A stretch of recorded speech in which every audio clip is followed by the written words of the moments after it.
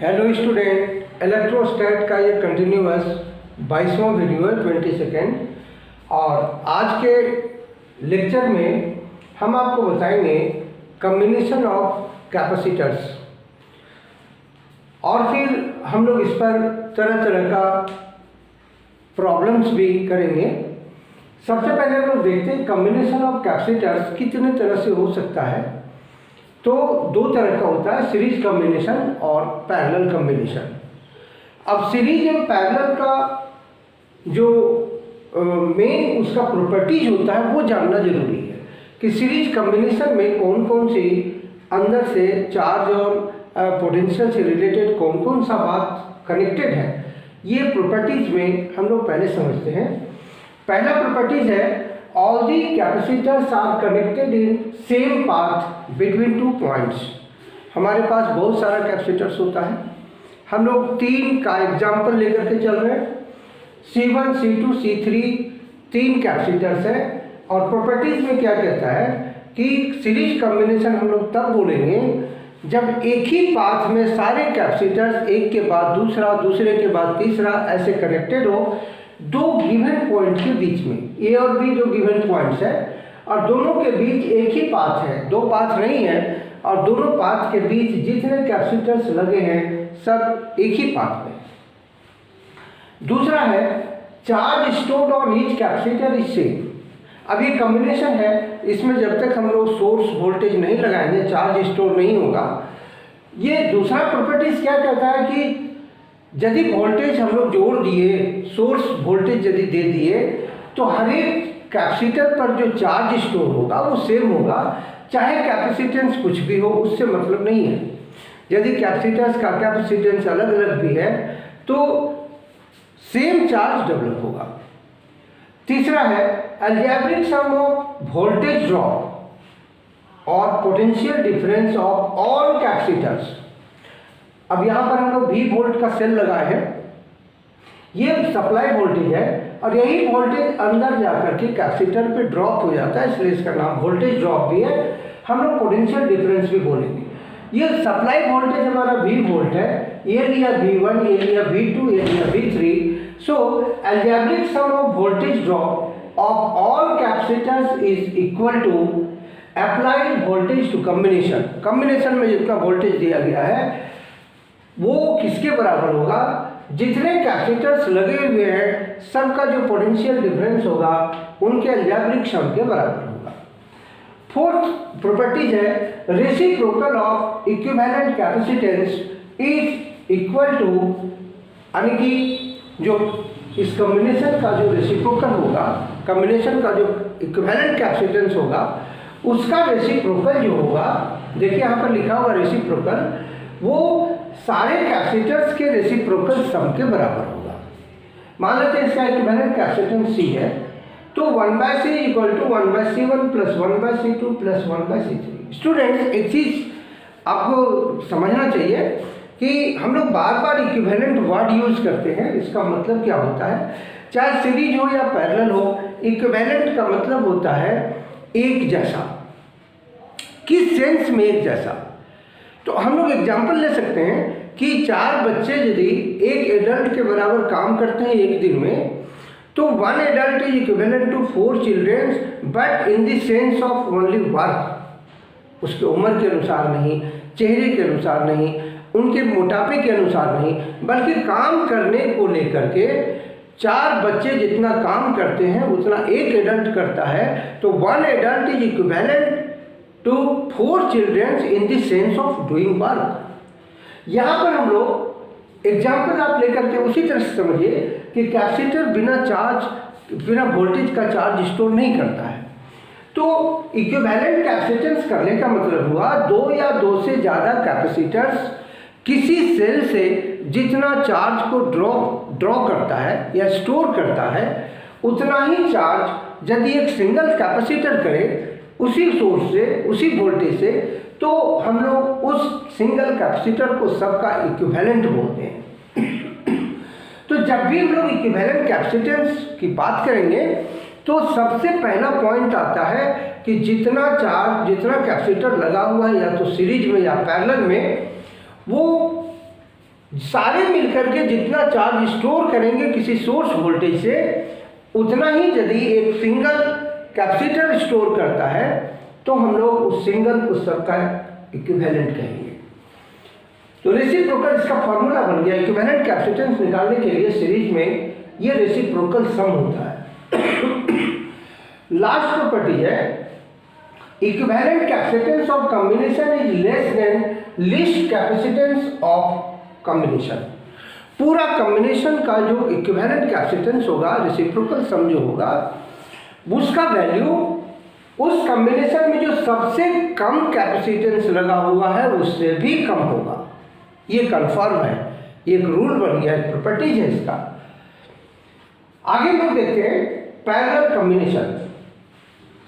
Parallel combination में हम लोग फिर से प्रॉपर्टीज देखते हैं। पहला प्रॉपर्टीज है all the capacitors are connected in different path between two points. इसमें क्या था, एक ही पाथ में सारा कैपेसिटर्स जुड़ा होता था। इसमें दो पॉइंट के बीच में अलग अलग रास्ते में अलग अलग कैपेसिटर्स जुड़े होते हैं। तो हम लोग दो पॉइंट के बीच में सारे कैपेसिटर्स को पैरेलल कंबाइन हो लेंगे। ये दो पॉइंट के बीच में तीनों कैपेसिटर सीरीज है, ये दो पॉइंट के बीच में दोनों तीनों कैपेसिटर ये पैरेलल है। दोनों का अंतर बस इतना ही है। इसमें क्या है, दूसरा है voltage drop of each capacitor is equal to applied voltage. इसमें चूंकि दो पॉइंट से सब अलग अलग जुड़ा हुआ है, सेपरेटली कनेक्टेड है, इसलिए जो भी वोल्टेज हम देंगे एक को वो सबको मिलेगा। इसका मतलब है कि supply voltage is equal to voltage potential difference of each capacitor. तीसरा है algebraic sum of charge stored of all capacitors is equal to charge drawn by the cell. यहाँ पर इसमें वोल्टेज का डिस्ट्रीब्यूशन हो रहा था, यहाँ चार्ज का डिस्ट्रीब्यूशन हो रहा है। तीनों मिलकर के जितना चार्ज ये सेल से ड्रॉ हो रहा है Q, ये तीनों कैपेसिटर मिलकर बांटेंगे Q1 plus Q2 plus Q3 में। सो यहाँ पर चार्ज स्टोर्ड और ईच कैपेसिटर को सबको जोड़ेंगे यदि, तो मेन चार्ज ड्रॉ जो होगा उसके बराबर होगा। इक्विवेलेंट कैपेसिटेंस आप देखिए, यहाँ भी वैसा ही फिगर है, यहाँ पर भी है, क्योंकि इक्विवेलेंट का मतलब बदलता नहीं है, चाहे सीरीज हो या पैरेलल हो।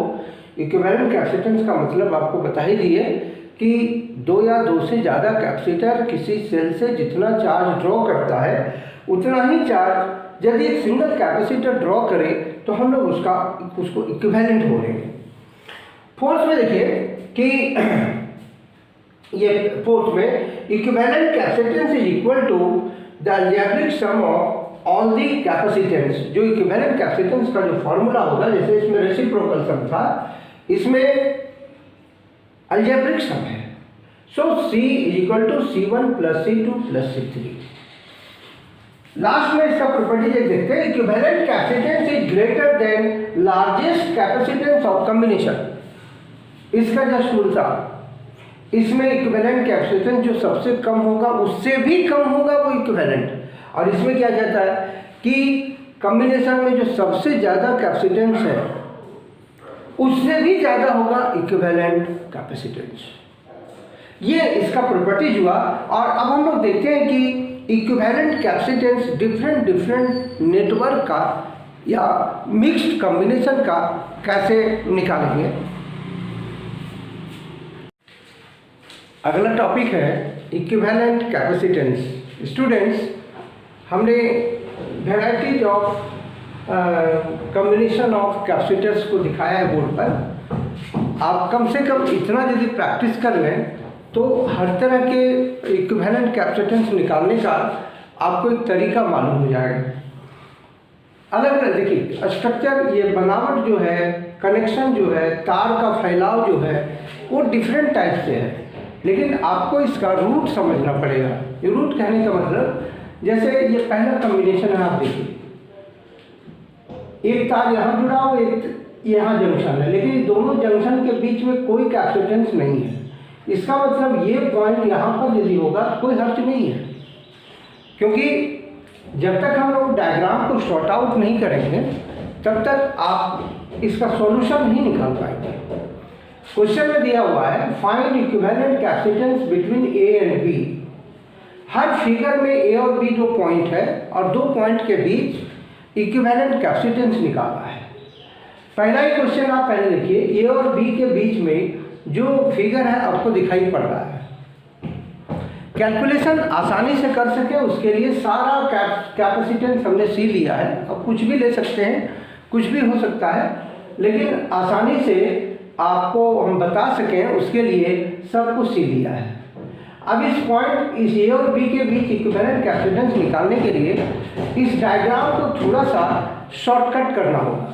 इस पॉइंट को उठा करके यहाँ ले जाइए, तो देखिए क्या बन जाएगा कि इस जंक्शन, इसके और इसके बीच में हमेशा पहले दो पॉइंट को चुनिए अंदर से। बाहर से ए और बी है, ए और बी के बीच में डायरेक्ट हम सीरीज और पैरेलल को एक साथ जोड़ नहीं सकते। दो जंक्शन के बीच में जो सबसे अंदर में जंक्शन है, उन दो जंक्शन के बीच पहले सॉल्व करिए। तो इसके और इसके बीच में ये दोनों सीरीज है, तो सीरीज में लेंगे तो सी और सी का हो जाएगा c/2। अब फिर वो देखिए c/2 इसके साथ पैरेलल हो जाएगा, फिर जो निकलेगा c/2 और ये 1/c, ये दोनों को निकालिए और ये तीनों का इक्विवेलेंट निकाल दिया। फिर आप देखिए ये चूंकि कनेक्शन यहाँ पर है, इसलिए तीनों का जो इक्विवेलेंट होगा वो इस सी के साथ सीरीज में है। फिर उसको सॉल्व कर लीजिए, फिर जो पूरा निकलेगा इसका, इसका, इसका और इसका इक्विवेलेंट, वो इसके साथ, इसके ये और ये पॉइंट सी और यही, ये दोनों एक ही जगह है क्योंकि इसके बीच में कोई कैपेसिटर नहीं है, तो ये पूरा चारों का इक्विवेलेंट इस सी के साथ पैरेलल जुड़ा हुआ है। सो पैरेलल में उसको सॉल्व करिए और आंसर निकालिए। दूसरा फिगर का देखिए, ए और बी के बीच में यहाँ से यहाँ तक कोई कैपेसिटेंस नहीं जुड़ा हुआ है, इसका मतलब ये सारा पॉइंट एक ही है। अब एक ही पॉइंट से ये दो सीरीज है, ये दो सीरीज है, और इसके बारे में आप सोचिए बीच वाला जो डायगोनली जुड़ा हुआ है, यहाँ एक जंक्शन है, इस जंक्शन और इसके बीच में दो पैरेलल है, ये दोनों पैरेलल है और फिर ये दोनों सीरीज में है। तो इस दो सीरीज को पहले सॉल्व करिए, नीचे वाले सीरीज को सॉल्व करिए, c/2 होगा और फिर C और C, ये 2C होगा इसके भी, और ये C और ये C, इसके बीच 2C होगा। 2C और 2C का सीरीज में जोड़ेंगे तो C हो जाएगा, और फिर ये चारों सेट को, तीनों सेट को फिर आप पैरेलल में जोड़ दीजिए तो इक्विवेलेंट निकलेगा। उसी तरह से ये भी देखने में है, लेकिन यहाँ पर जंक्शन नहीं है।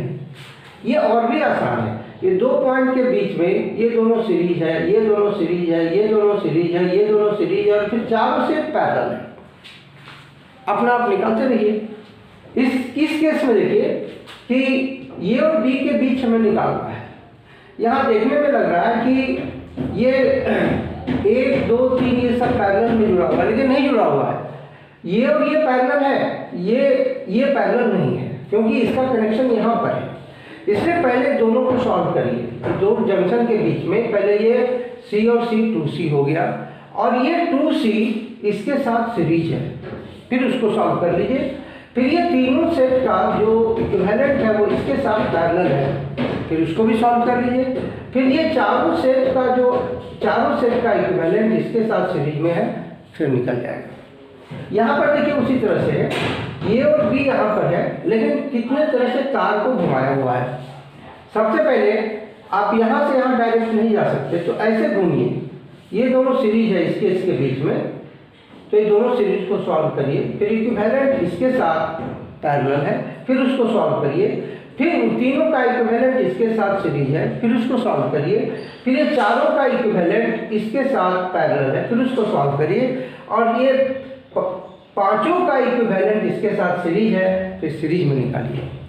उसी तरह से इसको देखिए, ये टर्मिनल और ये टर्मिनल और ये टर्मिनल, ये सब एक ही जगह है। हम लोग करेंगे क्या कि ये और ये देखने में आपको कैसा लग रहा है? लग रहा है कि कैसा कनेक्शन है, लेकिन ये दोनों पैरेलल है। ये दोनों पैरेलल हुआ, फिर ये इसके साथ सीरीज है, और ये पूरा सेट के साथ ये पैरेलल होगा। ये और ये देखिए दोनों कैसा है, ये इस कैपेसिटेंस को हम यदि ऐसे करके यहाँ पर जोड़ दें तो ये दोनों पैरेलल हो गया, और यहाँ पर इसको जोड़ देंगे तो ये दोनों पैरेलल हो गया, इसके साथ ये सीरीज हो गया, और पूरा सेट फिर इसके साथ पैरेलल हो गया। ये तार भी घुमाया हुआ है, आपको कंफ्यूज हो सकते हैं, लेकिन आप सिस्टम से चलेंगे कहीं पर कोई दिक्कत नहीं होगी। ये देखिए एक रिंग है, और रिंग से 4 कैपेसिटर्स को अलग अलग जगह जोड़ करके और चारों के टर्मिनल्स को एक जगह जोड़ दिया गया। तो आप कैसे सोचेंगे इसको कि ये रिंग हमारा एक पॉइंट ये हो गया, और यहाँ से 4 कैपेसिटर निकला है, और चारों फिर आपस में जुड़ गया, देखिए सेंटर पे इस तरह से, तो ये चारों पैरेलल हो गया, आप आसानी से निकाल लीजिए। इसके बाद वाले फिगर में देखिए ये 3 कैपेसिटर सी, ये तीनों आपस में पैरेलल है, क्योंकि तीनों का टर्मिनल एक साथ जुड़ा हुआ है, और तीनों का एक टर्मिनल दूसरा टर्मिनल एक साथ जुड़ा हुआ है, ये तीनों पैरेलल है। और उसके सेंटर से एक कैपेसिटर निकला है, तीनों के इक्विवेलेंट के सीरीज में है। आपका जो रिंग पर का पॉइंट बी है और एक अलग से कैपेसिटर है वो ये है, तो तीनों के इक्विवेलेंट के साथ ये सीरीज है। इसमें देखिए एक ट्रिक है। ये ट्रिक क्या है कि ऊपर में 2 कैपेसिटर है, यहाँ 2 कैपेसिटर है, ये और ये कैपेसिटर है।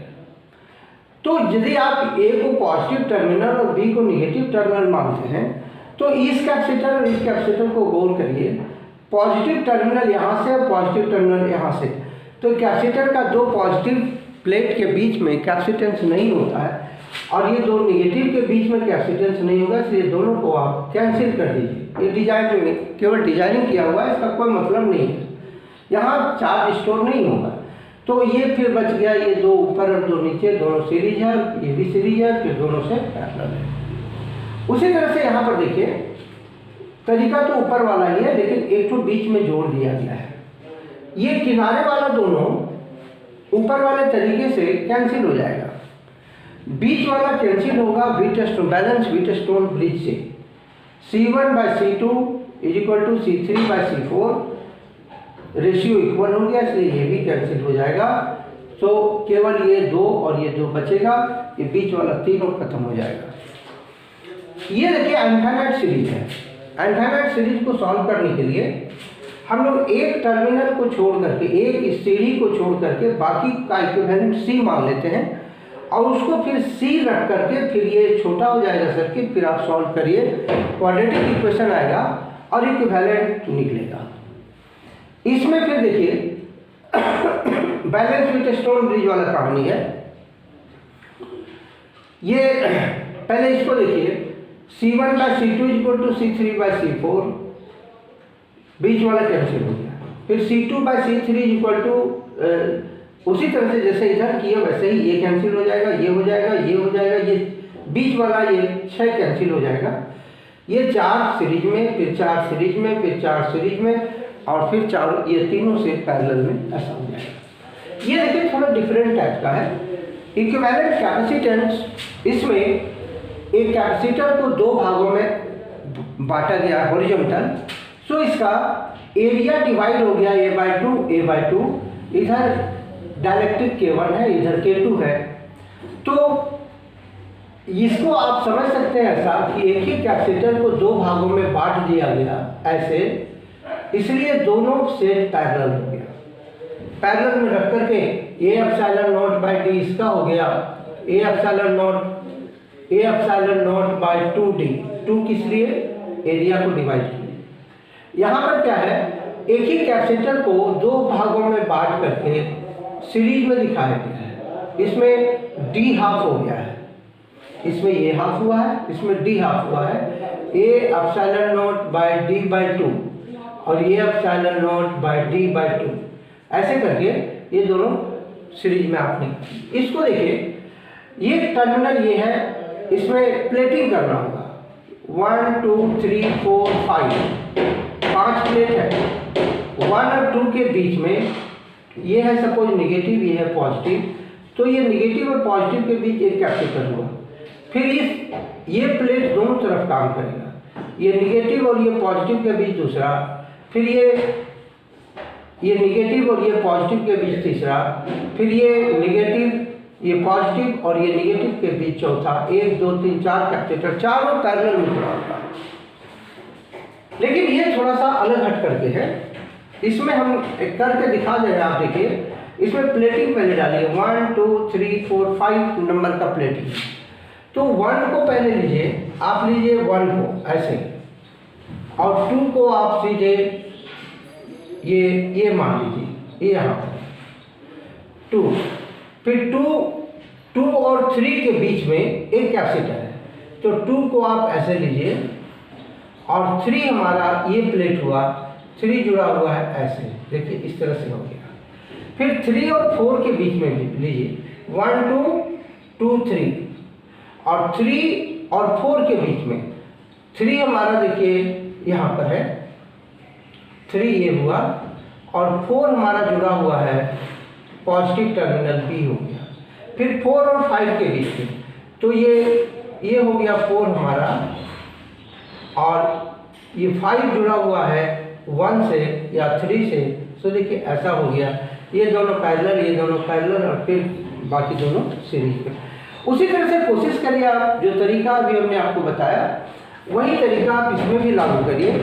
1 2 3 4, पहले 1 लीजिए, ये लिया हमने 1, उसके बाद 2 जुड़ा हुआ है, ये टर्मिनल ये है, फिर 2 और 3, ये है 2 और ये है 3, और 3 जुड़ा हुआ है 1 से, ये 3 जुड़ा हुआ है 1, ये हुआ 2, और ये 3 जुड़ा हुआ है 1 से, आप ऐसे जोड़ दीजिए।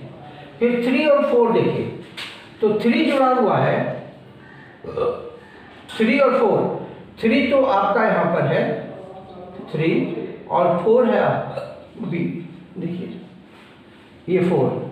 ये इस तरह से 2 पैरेलल और उसके साथ एक सीरीज है। इसी तरह से आप सभी को आराम से प्लेटिंग नंबर डाल करके सॉल्व कर सकते हैं।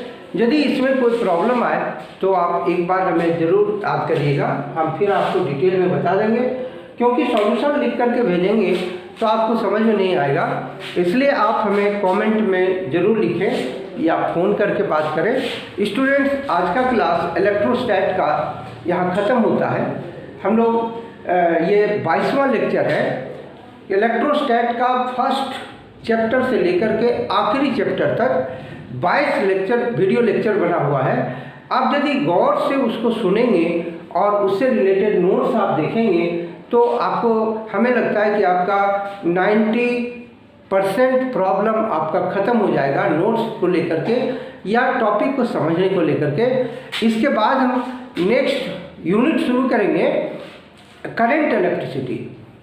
अब अगले क्लास में करंट इलेक्ट्रिसिटी करेंगे, तो तब तक के लिए आप ये वीडियो आप देखते रहिए और हमें आप ज़रूर बताइए। तो थैंक यू।